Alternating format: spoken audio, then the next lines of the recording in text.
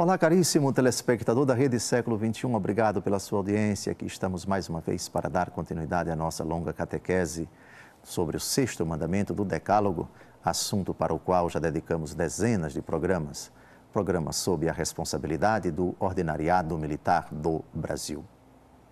No programa anterior falamos da inseminação e fecundação artificial heterólogas, ou seja, doação de esperma de um terceiro para fecundar o óvulo da esposa, doação de óvulo de uma terceira para que o esperma do esposo possa fecundar, já que a esposa não pode engravidar, e depois colocar no útero dela, enfim, barriga de aluguel. Esse foi o assunto de ontem. Falamos da iliceidade, da imoralidade dessas práticas. Hoje nós vamos falar do que popularmente costuma-se dizer bebê de proveta, onde os dois não podem, por algum motivo, engravidar pelo meio legítimo do ato sexual dentro do matrimônio e lançam mão da possibilidade, hoje pela ciência, oferecida pela ciência, para que a fecundação do óvulo dela com o sêmen dele aconteça fora do ato sexual, portanto, em laboratório, portanto, numa proveta. O que é que a Igreja diz sobre isso? Essa prática é menos grave do que a prática tratada no programa anterior, mas é também moralmente inaceitável, portanto, imoral.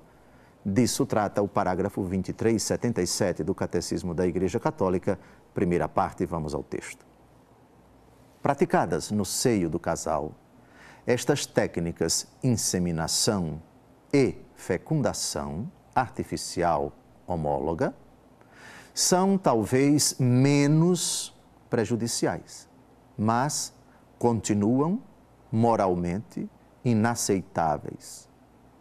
Dissociam o ato sexual do ato procriador, o ato fundador da existência do filho, deixa de ser um ato pelo qual duas pessoas se dão uma à outra e remete a vida e a identidade do embrião para o poder dos médicos e biólogos, instaurando o domínio da técnica sobre a origem e o destino da pessoa humana. Tal relação de domínio é, de si, contrária à dignidade e à igualdade que devem ser comuns aos pais e aos filhos.